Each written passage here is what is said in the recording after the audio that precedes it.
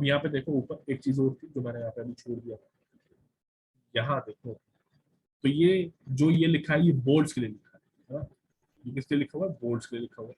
अब यहाँ पे अभी देखो हम पूरा क्या पढ़ रहे हैं, WSM पढ़ रहे हैं ना, यहाँ पे सारा ही हम WSM पढ़ रहे हैं, जैसे मैंने आपको बताया था WSM पढ़ रहे हैं। तो अब है क्या कि LSM की भी कुछ चीजें है ना, LSM में हमें क्या पढ़ना होता है, बोल्ट्स पढ़ने होता है ना, और WSM में हमें क्या पढ़ना होता है, हमें वेल्डिंग और रिवेट्स को पढ़ना होता है, वेल्ड और रिवेट्स, ये दो चीजों को हमें पढ़ना होता है। तो अब चूंकि बोल्ट्स में भी सेम ही कॉन्सेप्ट अप्लाई होता है ना, लाइक वहां पे भी क्या होता है, ग्रॉस डायमीटर होता है, पिच होता है, ये सब चीजें वहां पे भी होती हैं, तो सेम ही कॉन्सेप्ट है। तो हमारे LSM के अकॉर्डिंग बोल्ट्स के लिए जो चीजें हैं वो मैंने यहाँ पे मेंशन कर, ठीक है, LSM के अकॉर्डिंग मैंने यहाँ पे मेंशन कर, ताकि हमारा प्री वाला, अब देखो मैंने ये इसको इसीलिए कर दिया ताकि हमारा प्री वाला जितना भी है ना, प्री वाला मतलब प्री में जितने भी पॉसिबिलिटी है क्वेश्चंस के आने की, वो सब मैंने एक ही जगह पे कंपाइल किया है। चाहे वो LSM की भी छोटी छोटी चीजें हैं, जैसे कि ये है यहाँ पे अलग से मैंने मेंशन किया हुआ है, बाकी तो सारा WSM है। अब देखो यार, यहाँ पे ये क्या कह रहा है, ये कह रहा है कि in case of staggered pitch के केस में पिच जो है हमारी वो बढ़ा दी जाएगी 50%, किसका 50%, 2.55 का, है ना, ये पी मिनिमम है यहाँ पे, ये पी मिनिमम है यहाँ पे। तो वो क्या कह रहा है कि बोल्ट्स अगर तुम्हारे हैं तो बोल्ट्स में जो तुम्हारी स्टैगर्ड पिच है, तो वहां पे तुम्हारा जो पिच का वैल्यू होगा ना पी मिनिमम, उसको हम 50% बढ़ा देंगे किसका, 2.5 का, यानी कितना कर देंगे भैया, 2.5 ये रहा प्लस 1.25 हम ये कर देंगे, तो ये हो जाएगा 3.755, ठीक है। इतना कर देंगे किस केस में, अगर हमारा गेज डिस्टेंस 75 mm यानी कि 75 mm से कम है, तो हम इतना कर देंगे, ठीक है। ये चीज उसने यहाँ पर आगे उसने हमें क्या कहा है सेकंड पॉइंट में, कि गेज लेंथ जो है वो कम होगी, किससे कम होगी, 100+40 से या फिर 200 से कम होगी, ठीक है। दोनों में से जो भी हमारा क्या है, कम है, 100+40 या फिर 200 mm दोनों में से कम होगी, चाहे वो टेंशन में हो चाहे वो यहाँ पे क्या हो, कंप्रेशन में हो, इस चीज को याद कर लेना, ठीक है। और टी हमारा यहाँ पे क्या है, वही उसी तरीके से थिकनेस है थिनेस्ट मेंबर का, ये बात समझ में आ गई है, थिकनेस है किसका, थिनेस्ट मेंबर, ठीक। अच्छा, सबको समझ में आ गया ना यहाँ तक, अब देखो आगे, अब हमारे पास में नेक्स्ट है यहाँ पे स्ट्रेंथ ऑफ रिवेटेड जॉइंट। ये स्ट्रेंथ हमें यहाँ पे निकालनी है, स्ट्रेंथ कैसे निकाली जाती है, ये strength of riveted joint, strength को कैसे निकालना है तो देखो, तो सबसे पहले हमारे पास में शियर स्ट्रेंथ, शियर स्ट्रेंथ के बाद में हमारे पास में और भी स्ट्रेंथ आएगी, ठीक है, जैसे कि शियर स्ट्रेंथ अभी सबसे पहले हम देख रहे हैं, देन उसके बाद हमारे पास बियरिंग स्ट्रेंथ आएगी, ठीक है, फिर उसके बाद हमें टेंसाइल स्ट्रेंथ आएगी। तो ये जितनी भी चीजें हम यहाँ पे देख रहे हैं ना, ये सब हमारे काम की है। तो रिविट्स में हमें यहीं पर पता चल जा रहा है कि रिविट्स में कहाँ कहाँ रिविट्स हमारा फेल हो सकता है। तो रिविट में एक हमारे पास में शियर स्ट्रेंथ है, एक हमारा क्या है यहाँ पे, बियरिंग स्ट्रेंथ है ना, एक हमारा भी यहाँ पे क्या है, बियरिंग स्ट्रेंथ आया है, एक हमारा यहाँ पे क्या है, टेंसाइल स्ट्रेंथ आया है। तो ये सब चीजों का हमें यहाँ पे ध्यान रखना। तो देखो शियर स्ट्रेंथ में देखो होता क्या है कि जब ये ऐसे स्लाइड होगा, ऐसे ऐसे स्लाइड होगा, ये तुम देख रहे हो ना यहाँ पे स्लाइड होगा, तो क्या होगा, यहाँ से टूट सकता है, ये जो हमारा जॉइंट बनाया हमने यहाँ से टूट सकता है। तो यहाँ से कब टूटेगा, यहाँ से तब टूटेगा, ये देखो जब यहाँ पे सबसे ज्यादा जरूरत पड़ेगा। ये क्या है, ये इसको मैं दो पार्ट्स में भी कर दिया, ये आप ऊपर देख रहे हो, एक पार्ट ये रहा ऊपर यहाँ पे, एक पार्ट ये रहा यहाँ पे नीचे। तो यहाँ पे क्या हो रहा है, इसके नीचे वाले हिस्से पे यहाँ ये जो आप देख रहे हो ना, रेड मार्क मैंने किया हुआ है, थोड़ा सा इसको मैं जूम कर देता हूँ, ये देखो ये जो मैंने यहाँ पे रेड मार्क किया हुआ है, ये देखो, ठीक, ये क्या है, यहाँ पे मेरा शेयर स्ट्रेस अप्लाई होगा, ऐसे यहाँ पे मेरा क्या होगा, शेयर स्ट्रेस अप्लाई होगा। तो ये चीज है, शेयर स्ट्रेस कहाँ अप्लाई होता है, यहाँ पर अप्लाई होता है। तो अगर सिंगल शेयर मेरा है, सिंगल शेयर का अगर मेरा केस है, तो उस केस में यहाँ पे मैं लोड कैसे निकालूंगा, ये देखो एरिया इंटू एफएस, एफएस हमारा क्या है, परमिसिबल शेयर स्ट्रेस का वैल्यू है, परमिसिबल शेयर स्ट्रेस में मुझे क्या कर देना है, मुझे एरिया से मल्टीप्लीकेशन कर देना है, ठीक है, एरिया से क्या कर देना है, मल्टीप्लीकेशन कर देना है। कहने का मतलब देखो यहाँ पे लोड अपॉन एरिया हम करते हैं ना, तो हमें क्या मिल जाता है, स्ट्रेस मिल जाता है। अब मैं उल्टा कर रहा हूँ, मुझे लोड चाहिए तो मैं क्या कर दूंगा, स्ट्रेस इंटू एरिया कर दूंगा। तो यहाँ पे मेरा स्ट्रेस है, ये रहा F S stress, permissible shear stress, उसमें मल्टीप्लीकेशन किससे कर देना, एरिया से कर देना। यहाँ पे डी तुम्हारा क्या, ग्रॉस डायमीटर है, ये दिया हुआ है, ठीक है, तो ये चीज मैं यहाँ पे कर दूंगा। ऐसे डबल शेयर में आ जाओ, डबल शेयर कब होगा, जब तुम्हारे पास में डबल रिविट्स होंगे, तब डबल शेयर हो जाएगा। उस केस में तुम क्या करोगे, यहाँ पे 2 से मल्टीप्लीकेशन कर दोगे, ठीक, ये चीज है। उस केस में तुम क्या कर दोगे यहाँ पे उससे मल्टीप्लिकेशन कर दोगे। अच्छा अब देखो यहाँ पे डबल रिवेट तो है ही, लेकिन ये बट जॉइंट भी है, ठीक है ना। ये डबल कवर बट जॉइंट है, सिंगल कवर बट जॉइंट होता तो भी तुम्हारा यहाँ पे क्या होता था, एक साइड में ही लगता फिर, अगर ये सिंगल कवर बट जॉइंट। देखो बियरिंग स्ट्रेंथ यहाँ पे हम निकालते हैं। अभी बियरिंग स्ट्रेंथ क्या होता है, जब इसको ऐसे पुश किया जाता है, देखो जब इसको ऐसे खींचा जाता है, पुल किया जाता है, मतलब पुश कह रहा हूँ, पुल किया जाता है, तो यहाँ ये जो रेड मार्क्स मैंने बनाए हुए हैं ना, रेड एरोज जो मैंने बनाए हुए हैं, मैंने इसको इस साइड में खींचा है, तो यहाँ पे इस जगह पे ऐसे प्रेशर पड़ेगा ना, तो ये जो होता है तुम्हारा, ये होता है बियरिंग स्ट्रेस। तो देख लो यहाँ पे हर एक तरह का स्ट्रेस का अलग अलग मतलब है। अगर यहाँ नीचे लग रहा होता तो शेयरिंग स्ट्रेस है, अगर यहाँ साइड में लग रहा है तो वो बियरिंग स्ट्रेस है ना। वो हमारा क्या है, बियरिंग स्ट्रेस। ये टी जो आप यहाँ पे देख रहे हो, ये थिकनेस है। अब देखो तो यहाँ पे क्या होगा, यहाँ पे हमें निकालना बियरिंग स्ट्रेस। तो यहाँ पे क्या, बियरिंग स्ट्रेस के बारे में समझ लो पहले। ये होता है compressive stress over a contact surface. Bearing stress क्या होता है, कंप्रेसिव स्ट्रेस होता है कॉन्टेक्ट सरफेस। अब इसको कैसे निकालते हैं, इसके लिए फॉर्मूला है हमारे पास में, उसी तरीके से हमें करना है कि लोड हमें निकालना है, तो हमें स्ट्रेस इंटू एरिया कर देना है, स्ट्रेस इंटू एरिया हमें यहाँ पे कर देना है। ठीक है, सेम वही कॉन्सेप्ट अप्लाई कर रहे हैं यहाँ पे। तो यहाँ पे मैंने क्या किया, सेम उसी तरीके से, ये मेरा स्ट्रेस है एफ बी, ठीक है, ये कौन सा स्ट्रेस है, ये मेरा बियरिंग स्ट्रेस है, और ये मेरा यहाँ पे एरिया है। अब ये एरिया मैंने कैसे किया उसको समझो जरा। मैं इसके लिए थोड़ा सा 3D फिगर बना देता हूँ एक बार। यहाँ पे देखो, ये कुछ इस तरीके से है, यहाँ पे ये कुछ इस तरीके से है ना, और इसके नीचे यहाँ पे एक प्लेट जो है वो लगा हुआ है, यहाँ पे प्लेट ऐसे लगा हुआ है,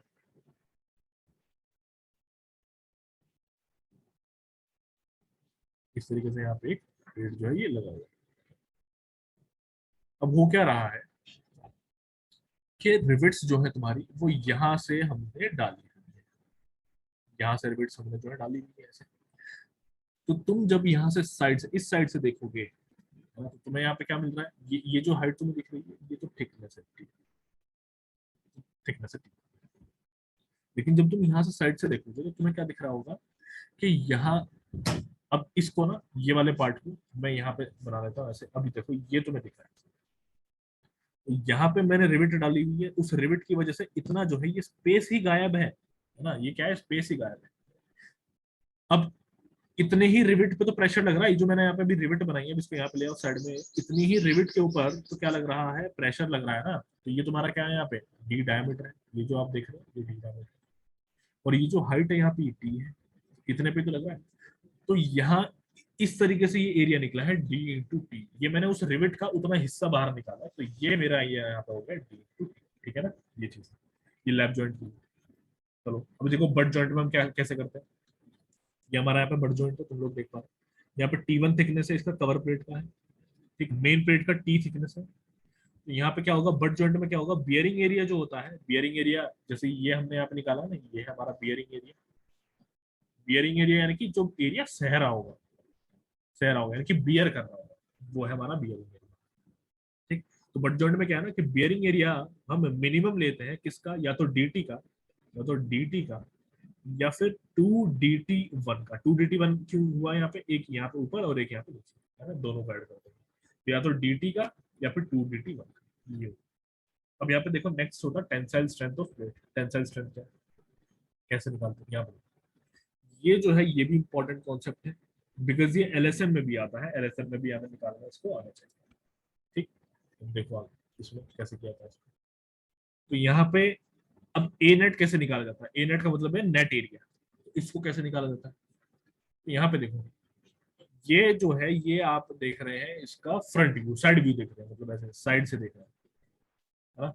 अब जब आप इसको इधर से देखोगे तो आपका इधर क्या है ना, एक थिकनेस होगा इस तरीके से, जो मैं यहाँ पे बना रहा हूँ, दूसरे कलर से बना रहा हूँ, यहाँ पे इस तरीके से एक थिकनेस होगा, ठीक है। अब होगा क्या कि आपने तो यहाँ पे जो बोल्ट्स डाले हुए हैं ना, वो इतने एरिया में से बोल्ट्स क्या हो रहे हैं, कम हो रहे हैं ना। तो ये देखो यहाँ पे, ये बी में से एक डी डायमीटर एक कम हुआ, एक डी ए कम हुआ, एक डी ए कम हुआ, तो टोटल कितना हो गया, बी-3d, ठीक है, बी-3d कम हुआ।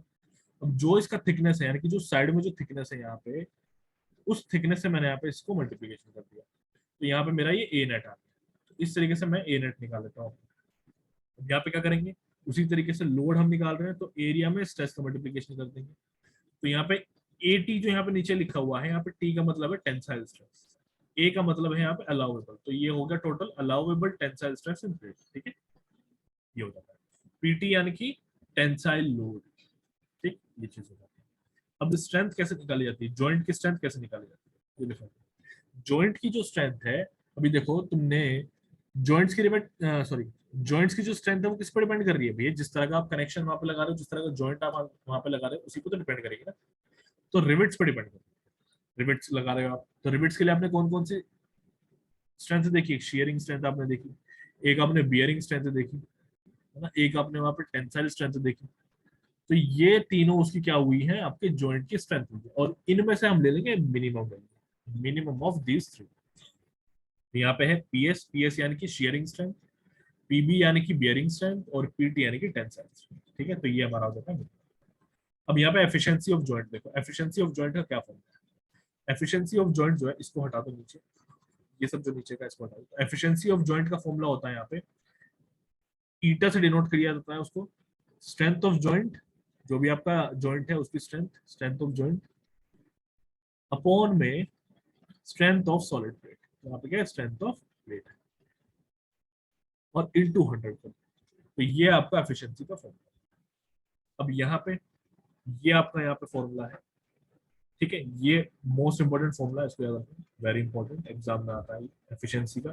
ठीक है, एफिशिएंसी का फॉर्मूला है, या फिर हम कह सकते हैं कि जो मैंने अभी बताया एफिशिएंसी ऑफ जॉइंट, जॉइंट हमारा कितना एफिशिएंटली काम कर रहा है उसका भी हम यहाँ पे कह सकते हैं। तो ये P minus D upon P, अब ये P क्या है यहाँ पे आप लोगों को पता है, पिच है, डी आपका क्या है ग्रॉस डायमीटर, तो इस तरीके से निकाल सकते हैं। अब ये चीजें हटा दो यहाँ से, ठीक है, ये हमारे काम का नहीं, ये एक्सप्लेनेशन हमारे काम का नहीं,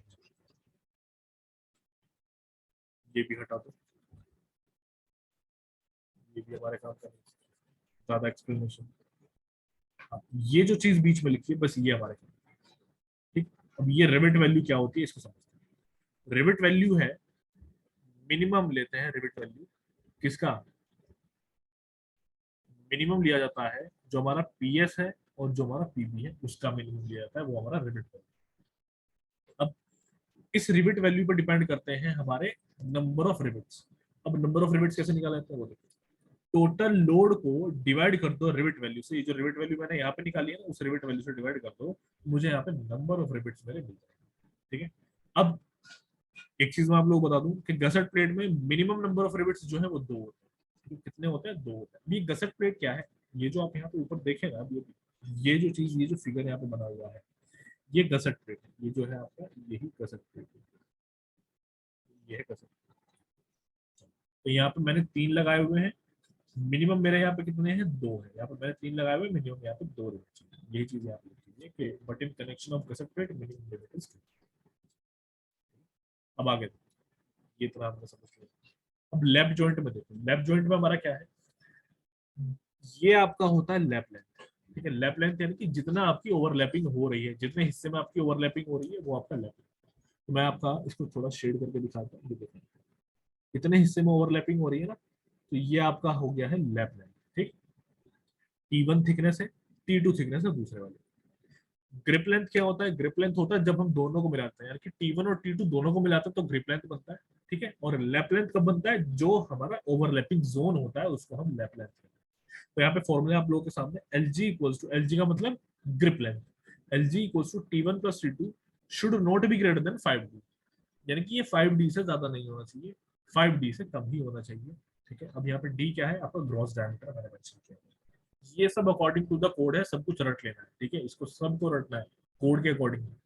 अब लैप लेंथ हमारा क्या होता है, लैप लेंथ जो है वो कम नहीं होना चाहिए किससे, 4T और 40 mm से। हमें यहाँ पे मैक्सिमम वैल्यू लेनी है, क्या लेना है, मैक्सिमम वैल्यू का हमें यहाँ पे, तो हमारा लैप लेंथ जो है वो कम नहीं होना चाहिए 40 से या फिर 40 mm से, मैक्सिमम वैल्यू में यहाँ पे।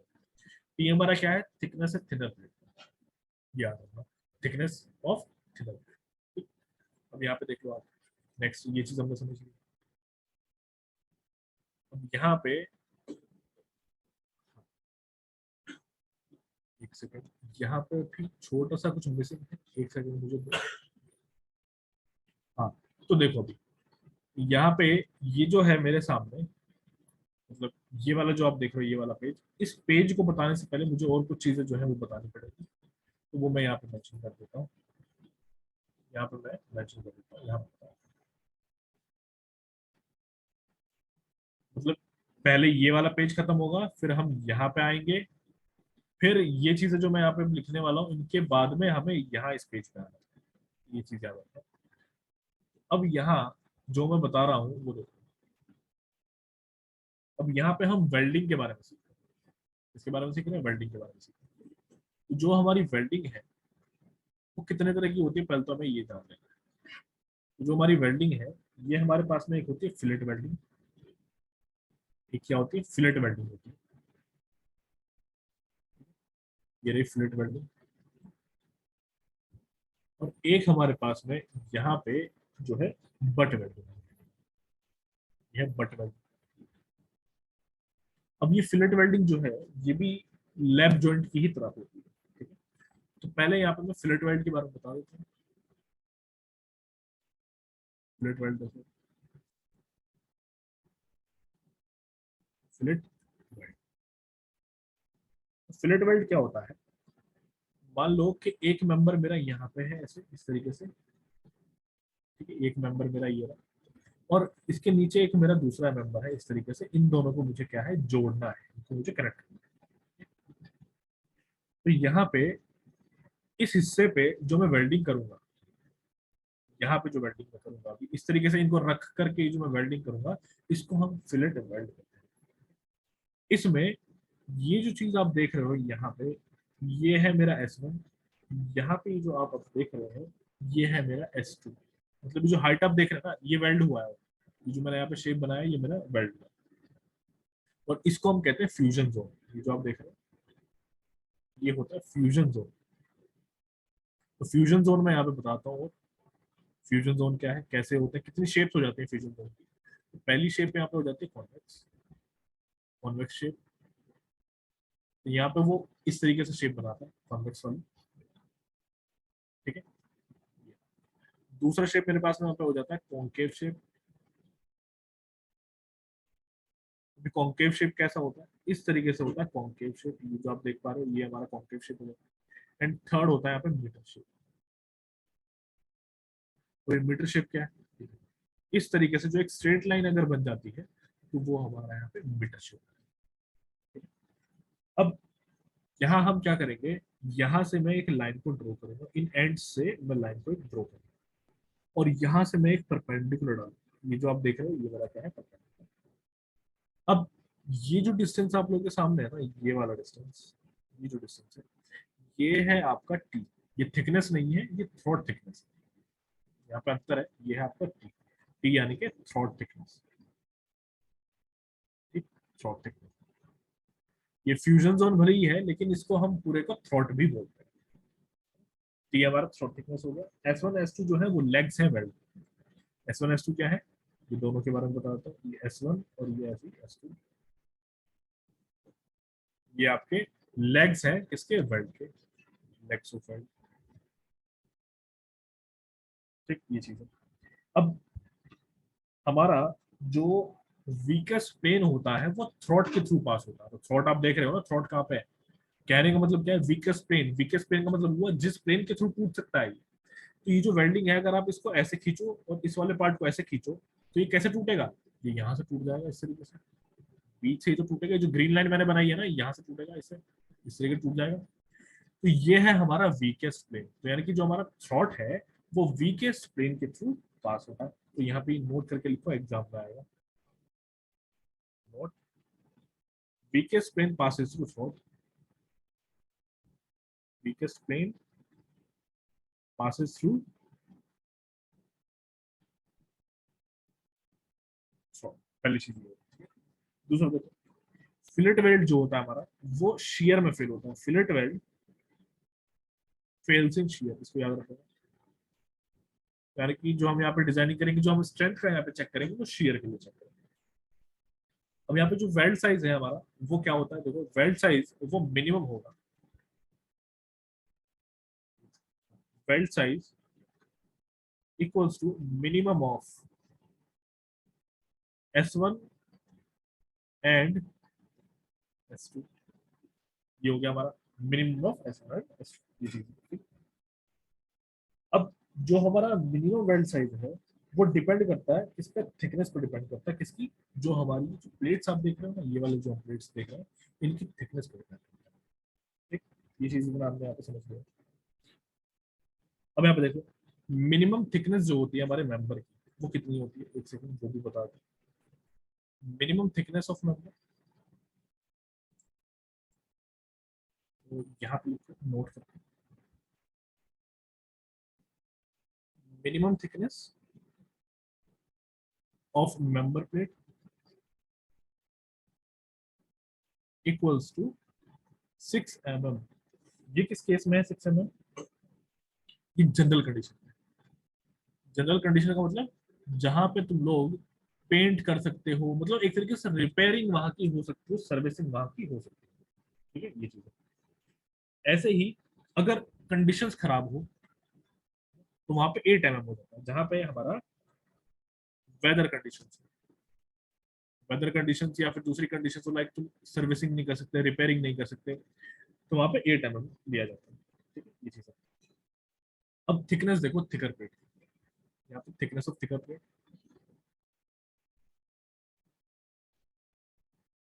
थिकनेस ऑफ थिकर प्लेट, और यहाँ पे हमारा है एस मिनिमम। एस मिनिमम का मतलब वेल्ड साइज। तो यहाँ पे जैसे मैंने बताया था कि हमारा वेल्ड साइज किस पर डिपेंड करता है, हमारी प्लेट की थिकनेस पर डिपेंड करता है। तो यहाँ पे थिकनेस किसकी होनी चाहिए, थिगर प्लेट की थिकनेस होनी चाहिए, उस पर डिपेंड करता है। तो यहाँ पे पहला है हमारा, अगर 10 mm तक है, अप टू 10 mm थिकनेस है, तो यहाँ पे जो एस मिनिमम होगा वो होगा 3 mm। अगर यहाँ पे 10 to 20 mm है, तो ये 3 mm की बजाय होगा यहाँ पे 5 mm। अगर 20 to 30 mm है, तो ये 6 mm हो जाएगा। अगर ग्रेटर देन 32 mm है, तो ये यहाँ पे 8 mm होगा in first run, in first run, and total होगा 10 mm। अब इसका मतलब क्या है, लाइक ये जो मैंने यहाँ पे लिखा है फर्स्ट रन, इसका क्या मतलब है, इसका मतलब ये है, फर्स्ट रन का मतलब ये है कि आप 2 बार वेल्ड करोगे। अगर आप 2 बार वेल्ड करते हो तो पहली बार आपकी जो वेल्डिंग होगी वो 8 mm से कम नहीं होनी चाहिए। पहली वेल्डिंग में जो आप थिकनेस दोगे ना, वो 8 mm से कम ना हो, ठीक, ये चीज इसका कहने का मतलब है। और टोटल आप जो दोगे वो 10 mm तक ही दे सकते हो, उससे ज्यादा नहीं दे सकते। यानी कि पहले आप 8 mm दे सकते हो, देन दोबारा आप दोगे तो वो 2 mm और दे सकते हो। यहाँ पे कहने का मतलब ये है। अब यहाँ पे देख लो, यहाँ पे है मैक्सिमम बेल्ट साइज। अभी हमने समझा क्या सर। मिनिमम, आप बताओ। तो अब मैं यहाँ पे बता रहा था maximum belt size. Maximum belt size, maximum belt size, अभी मैंने जितनी चीजें बताई है ना, सब एग्जाम में आती है। जैसे कि ये चीज है, ये एग्जाम में आती है पूरी की पूरी, मोस्ट इंपोर्टेंट है ये। तो यहाँ पे अगर मैं मेंशन नहीं भी कर रहा हूँ मोस्ट इंपोर्टेंट, तो समझ लो ना जितना मैं बता रहा हूँ ये पूरा एग्जाम में आता है, ठीक है। तो मैक्सिमम बेल्ट साइज। अब अगर मेरे पास यहाँ पे भी और केसेस होते हैं, लाइक सबसे पहला केस है, अगर मेरे पास में एजेस जो है वो स्क्वायर शेप में, for square edge. Square edge का मतलब क्या है, फिगर बनाते हैं फिर समझते हैं। ये देखो, हो गई ना rounded edge, sorry square edge, एकदम शार्पन्ड एजेस, इसका मतलब होता है स्क्वायर एज। यहाँ पे मैंने वेल्डिंग करी, ये देखो, ये मैंने यहाँ पे वेल्डिंग की हुई है, यहाँ पे मैंने इधर भी वेल्डिंग की हुई है, फ्लैट वेल्ड किया हुआ है मैंने। अब यहाँ जो आप इतना गैप ही देख रहे हो ना, इस गैप की मैं बात कर रहा हूँ, ये जो आप यहाँ पे गैप इतना देख रहे हो, ये वाला गैप, जैसे ये वाला गैप, ये जो इतना गैप है, इस गैप को मैं कहता हूँ यहाँ पे टी, सॉरी टी कह रहा हूँ, 1.5 कहता हूँ। ये कितना ले जाता है, 1.5 एम ले जाता है। और टी क्या है, ये आपका यहाँ पे थिकनेस, टी आपका है ऐसे थिकनेस। तो यहाँ पे स्क्वायर एज में क्या होता है, डेल्टा मैक्स, सॉरी जो अपना मैक्सिमम वेल्ड साइज है वो होता है, इसको मैं यहाँ पे डेल्टा मैक्सिमम में कह लेता हूँ। तो वो हो जाएगा T-1.5 m। ये मेरे पास में यहाँ पे हो जाएगा। ऐसे ही उसी तरीके से टी जो है मेरा यहाँ पे क्या है, थिकनेस ऑफ थिकर प्लेट है, थिकनेस ऑफ थिकर प्लेट इस बात में वेल्डिंग में थिकनेस ऑफ थिकर प्लेट लेता है। अब राउंड एज में देख लो, अभी तो मेरा स्क्वायर एज था, अब राउंड एज देखो, राउंड एज में कैसा होता है, बी 4 राउंड एज। अब यहाँ पे कुछ इस तरीके से,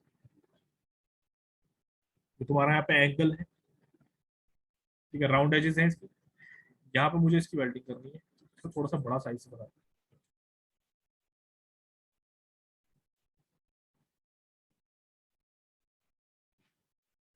यहाँ पे मुझे क्या करना है इसका वेल्डिंग,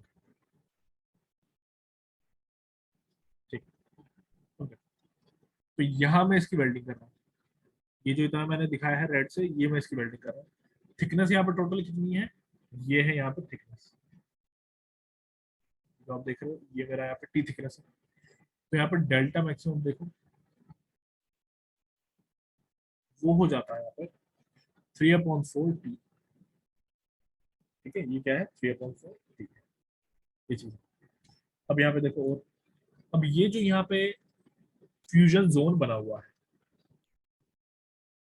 ये कुछ इस तरीके से फ्यूजन जोन बन रहा है, ये रहा फ्यूजन जोन। अब इस फ्यूजन जोन में यहाँ पे मैं एस कंसिडर कर लेता हूँ, वेल्ड साइज तो बिकॉज ऑलमोस्ट क्या होता है सेम होता है, यहाँ पे एस है, ऐसे यहाँ पे भी एस है, यहाँ पे भी एस है, ठीक। अब यहाँ पे मेरा क्या है शॉर्ट थिकनेस है, जो आप देख रहे हो यहाँ पे मैंने एक परपेंडिकुलर बनाया, और मतलब एक लाइन से ड्रॉ किया, और ये मैंने यहाँ पे परपेंडिकुलर डाला, और ये मेरा यहाँ पे टी है थ्रोट थिकनेस। अब ये क्या था, ये वाला एंगल जो तुम लोग देख रहे हो, ये 90 डिग्री का एंगल था ना इतना, तो ये दो पार्ट्स में डिवाइड हो जाएगा, कितना, ये 45 डिग्री होगा, ये यहाँ पे 90 डिग्री है, तो ये भी मेरे पास में 45 डिग्री हो जाएगा, ठीक। अब मैं यहाँ पे क्या कर रहा हूँ, ये जो ट्रायंगल मेरे पास में इतना बन रहा है, इतने ट्रायंगल को बाहर निकाल, यहाँ पे मेरे पास में टी है, यहाँ पे मेरे पास में 90 है, ये मेरे पास में ऐसे, ये 45।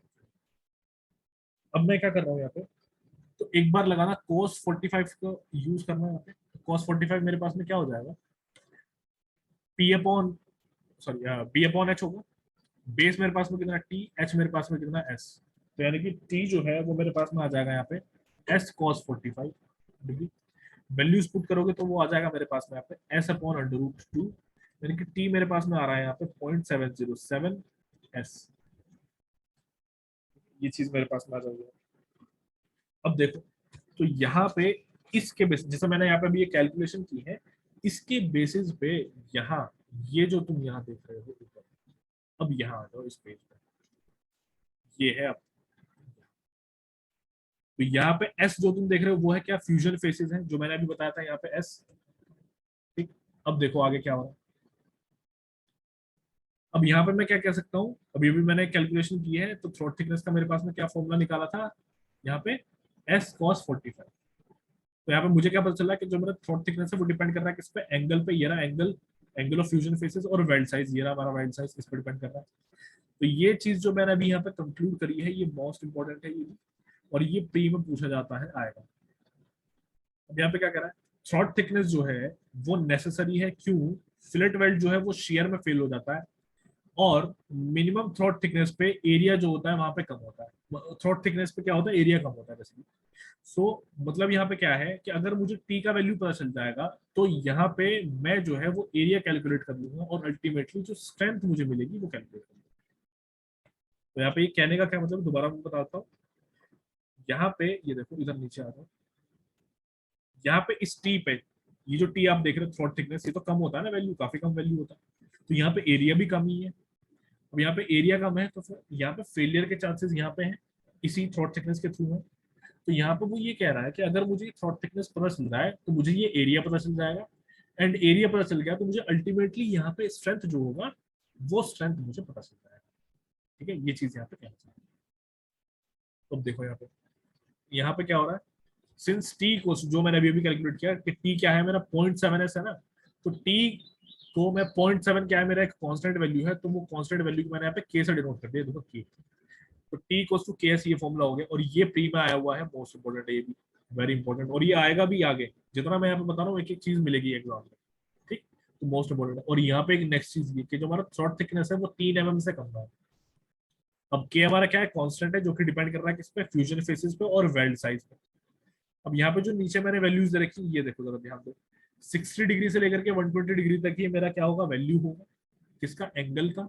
ठीक, ये जो एंगल यहाँ पे नीचे बन रहा था। अब 60 डिग्री टू 90 डिग्री अगर मेरा एंगल है तो उसके लिए के का जो वैल्यू है वो 0.707 होगा। 91 to 100 है तो 0.65 होगा। 101 to 106 है तो 60 होगा। 7 to 113 है तो 55 होगा, 0.55 होगा। और अगर ये है तो 0.50।